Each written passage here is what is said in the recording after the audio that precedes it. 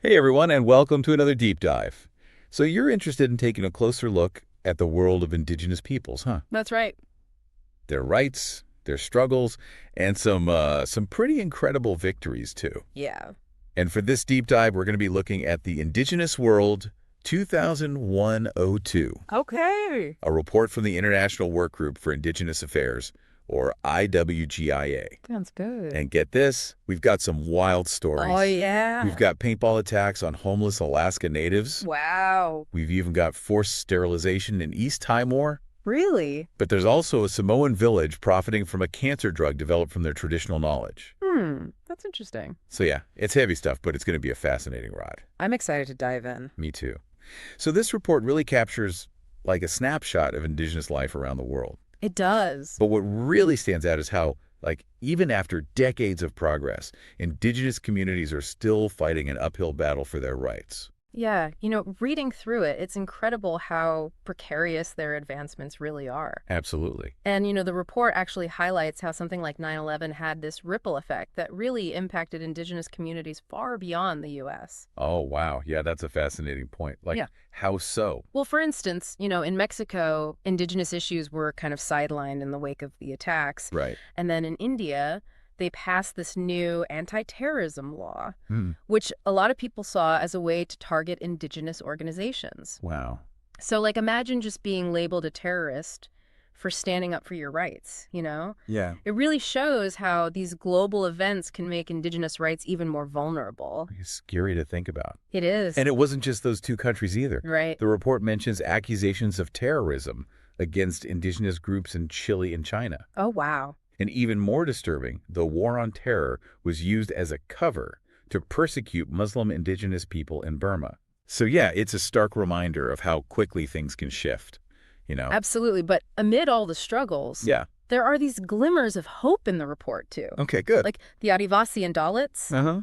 they're these marginalized groups in India, Okay. and they actually secured some major land rights victories in Kerala. Oh, yeah, I remember reading about that. That new land law in Cambodia, too. Right. Which finally recognizes indigenous land rights. Huge step in the right direction. Totally. And then we can't forget about the Awastingi people in Nicaragua. Right? Their land claims were finally recognized after years of fighting. Yeah. It just shows that persistence and international pressure can actually lead to real change. It's super important to highlight those wins. Definitely. So, okay, let's zoom in on a region that's close to home for many of us, Okay. the Americas. Right. The report dives deep into the specific challenges faced by indigenous people in North, Central, and South America. Starting with North America, we see these unique situations unfolding in Mhm. places like Chukotka in Russia, Alaska, Nunavut, and the Northwest Territories in Canada, Mm-hmm. and of course the United States. One story that really jumped out at me was the Katie John case in Alaska. Oh yeah, Katie John. She was an Otna Athabaskan elder, Right. and she fought tooth and nail for her indigenous fishing rights. I won. Talk about standing up for what you believe in. Her perseverance is truly inspiring. Totally. And this case really highlights how, like, individuals can spark real change Yeah, and push back against centuries of injustice. absolutely. And speaking of pushing back, there's this huge debate happening in Canada over First Nations self-governance Right. and programs like Communities First, Uh-huh. which aim to give Indigenous communities more control over their own affairs. And south of the border, we've got the Cobell v. Babbitt lawsuit in the U.S. Oh, yeah, that's a massive deal. It's all about the mismanagement of Native American trust funds, Right. and it's been dragging on for years. Right. Absolutely. This case exposes the systemic issues within the U.S. government Yeah. when it comes to honoring its treaties with Native American tribes.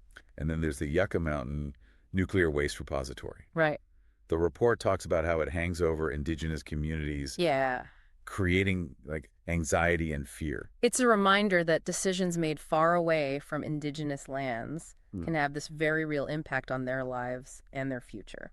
Okay, so moving on to Mexico and Central America, Right. the report kind of takes us into the heart of the Zapatista movement. The EZLN. Yeah, a group fighting for indigenous rights in Mexico. Right.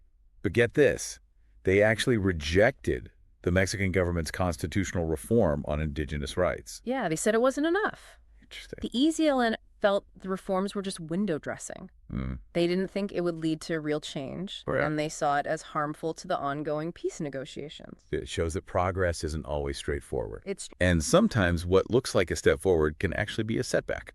definitely. And speaking of setbacks, the report also talks about the Plan Puebla Panama, Oh, right. this huge development project Yeah. that many fear will have these devastating consequences for indigenous communities. Classic example of development being prioritized over indigenous rights. It is. And then there's the story of the Community Police Initiative in Guerrero, Mexico. Oh, yeah. What about that? So these communities actually set up their own police force to reduce crime, Okay. but the state ended up persecuting their leaders.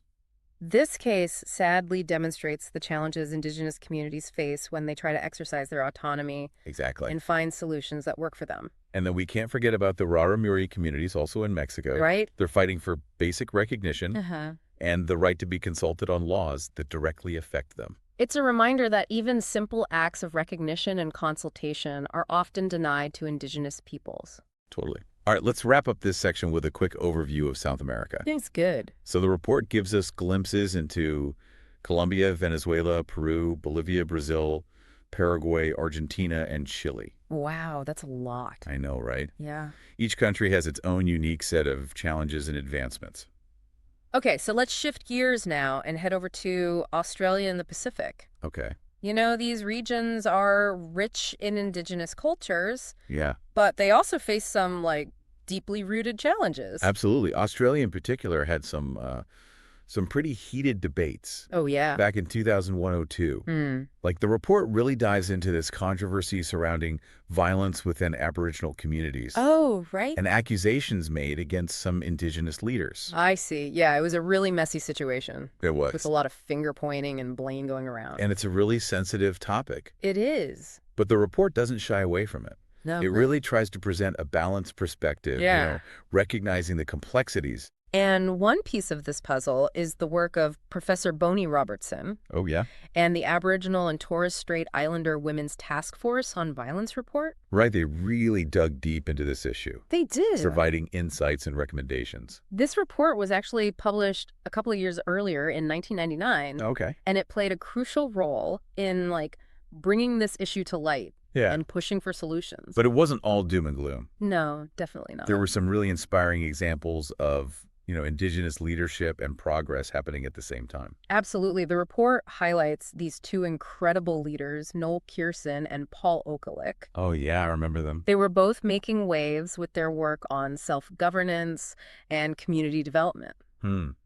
Yeah, they offered some really valuable lessons for indigenous communities worldwide. They did. It was like a beacon of hope amidst all the challenges. It was. But, the report also voices some concerns about the Australian government's approach to Indigenous affairs. Yeah, there's this worry that they might be leaning towards, micromanaging things Oh. instead of truly empowering communities. It's a delicate balance. It is. Governments need to find ways to support indigenous communities, Yeah, but without dictating how they should run their affairs. exactly. It's about finding that balance. All right, now let's hop over to the Pacific region. Okay. The Pacific Network on Globalization, or PANG.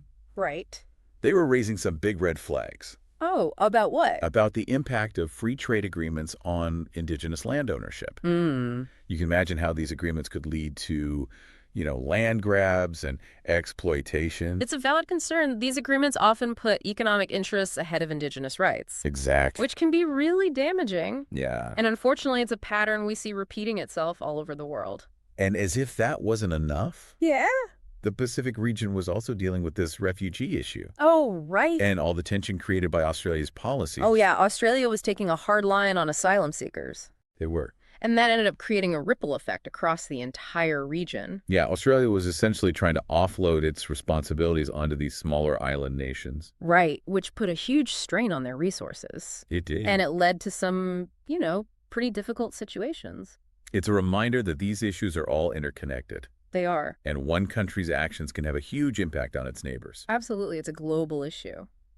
But hey, let's end this section on a positive note. Okay, I like that. Remember that story I mentioned earlier about the cancer drug developed from a Samoan tree? Oh, yeah. That's a fantastic example of how Respecting indigenous knowledge can lead to benefits for everyone. It is. And what's even more remarkable is that there's this agreement in place to share the profits from this drug with the indigenous community. It's a game changer. It is. It sets a precedent for how indigenous knowledge can be valued, Absolutely. protected, and even turned into economic opportunities. It's a win-win for everyone. It is. And while we're on the topic of wins, let's not forget the ongoing struggle of Native Hawaiians to protect their land and cultural heritage. Yeah, the report specifically mentions the Makua Valley case. Oh, right, where the U.S. military was using this sacred land for training exercises? Exactly, and the Native Hawaiian community fought back. They did. Arguing that these exercises were harming sacred sites and the environment. Yeah, it's a powerful example of indigenous resistance.